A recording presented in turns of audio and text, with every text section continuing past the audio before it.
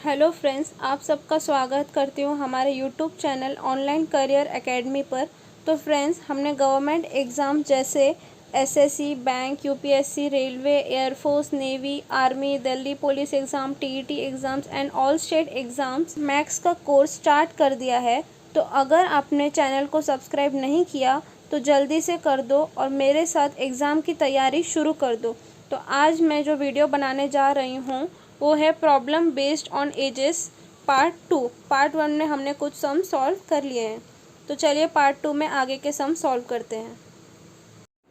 सो हमारा first sum है the ratio ages of 2 boys is 5:6।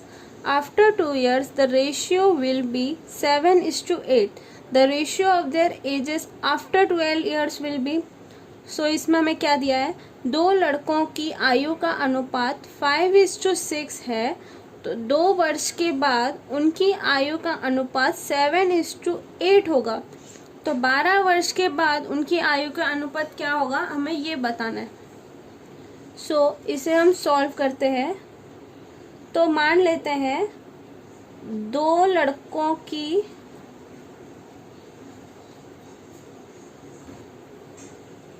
का आयु का अनुपात 5x एंड 6x। अब क्वेश्चन में क्या दिया हुआ है, तो क्वेश्चन के हिसाब से अकॉर्डिंग टू द क्वेश्चन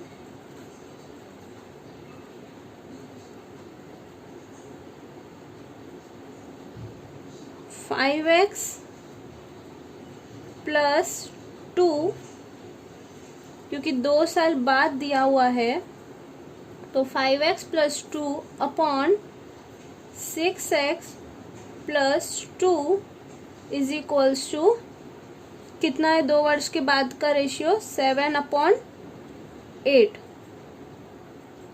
तो इसको हम क्रॉस मल्टीप्लाई करेंगे तो 8 5 ज़ा 40x प्लस 8 2 ज़ा 16 इज इक्वल्स टू 7 6 ज़ा 42x प्लस 7 2 ज़ा 14। सो हमें मिलता है 2x इज इक्वल्स टू 2। तो x हो गया हमारा 1। अब now ratio of their ages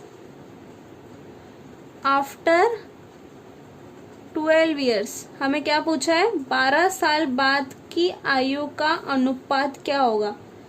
तो after 12 years 5x plus 12 upon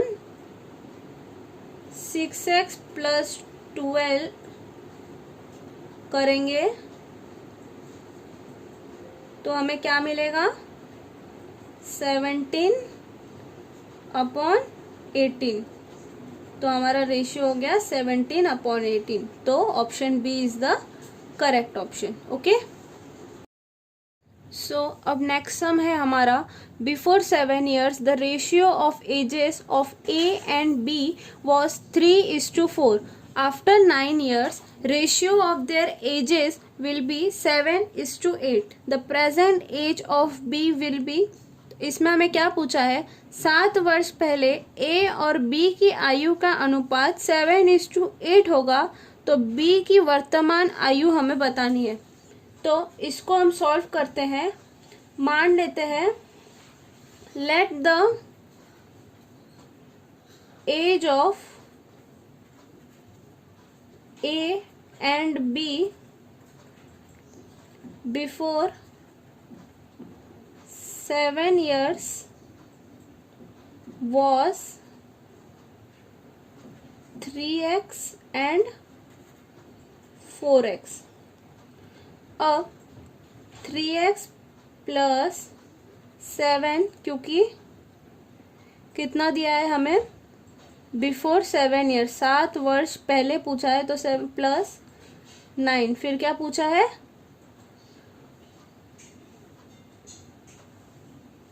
after 9 years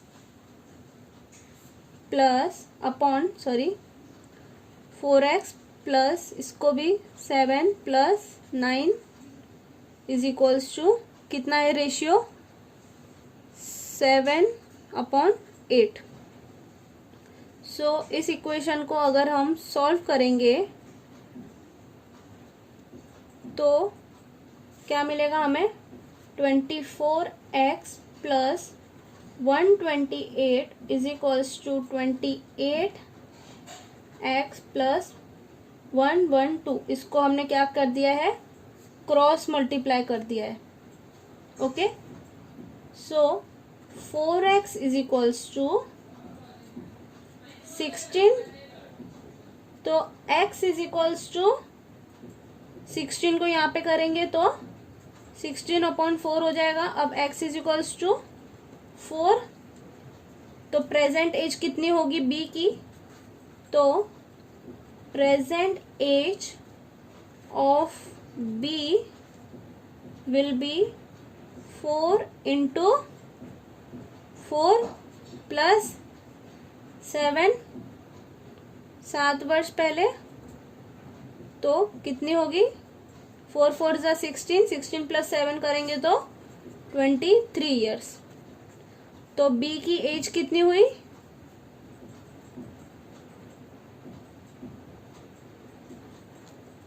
23 years। Okay तो D option is the correct option.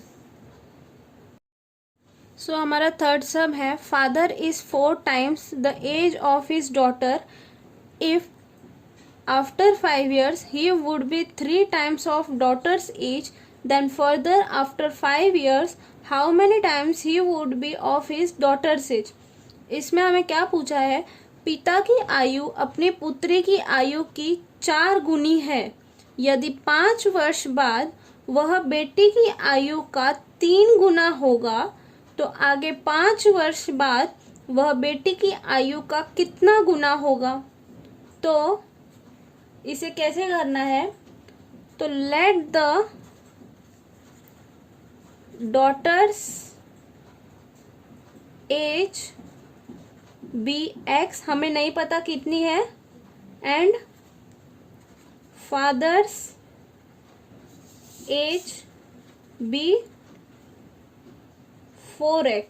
Okay क्योंकि वो कितना गुना बोला है 4 गुनी बोली है। सो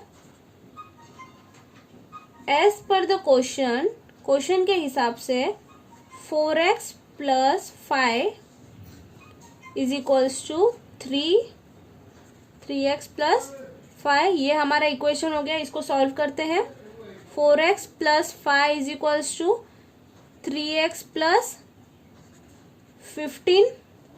अब 4x माइनस 3x ये 3x यहाँ पे आ जाएगा इज इक्वल्स टू 15 ये प्लस का माइनस हो जाएगा और 5 वहाँ पे चला जाएगा। सो x इज इक्वल्स टू 10। अब कितना मिला हमें 10 तो प्रेजेंट एज ऑफ डॉटर कितनी है डॉटर की एज कितनी हुई 10 years daughter and present age of father कितनी हो जाएगी 4x लिया था हमने तो 4 into 10 करेंगे तो 40 तो प्रेजेंट एज ऑफ फादर भी हो जाएगी 40। अब 5 प्लस 5 यानी 5 वर्ष बाद और यहाँ पे आगे 5 वर्ष बाद 2 बार 5 वर्ष बाद पूछा है तो 5 प्लस 5 हम करेंगे तो हो जाएगा 10 years। तो 10 साल और बाद डॉटर की एज हो जाएगी daughters as will be 10 plus 10 और फादर की एज 40 प्लस 10 तो हमें कितना मिला 50/20। अब 50 अब हमें क्या निकालना है कितने टाइम्स एज हमें नहीं पूछा है कितने टाइम्स होगा तो हम इसको कैंसिल करेंगे, इन दोनों को कैंसिल करेंगे तो हमें मिलेगा 2.5। तो क्या मिला हमें आंसर? 2.5 टाइम्स। ओके, तो C option is the correct option. अब लास्ट क्वेश्चन है हमारा, 5 वर्ष पहले आशु की माँ आशु से 3 गुना बड़ी थी। अब 5 वर्ष बाद वह आशु से 2 गुना बड़ी रह जाएगी। आज आशु की आयु क्या है? तो हमें आशु की एज बतानी है इसमें। तो सबसे पहले हम प्रेजेंट टेंस में आ जाते हैं। प्रेजेंट एज, आशु को हम ले लेते हैं x, मदर को ले लेते हैं y। सो 3x minus 5, 3x minus 5, minus क्यों लिया? क्योंकि 5 वर्ष पहले पूछा है इसलिए, और y माइनस 5, 3 गुना पूछा है इसलिए हमने यहाँ पे 3 लिया। अब इसको सॉल्व करते हैं। 3x minus 15 is equals to y minus 5। So 3x minus y is equals to 10। ये हो गया हमारा इक्वेशन 1। अब 5 साल बाद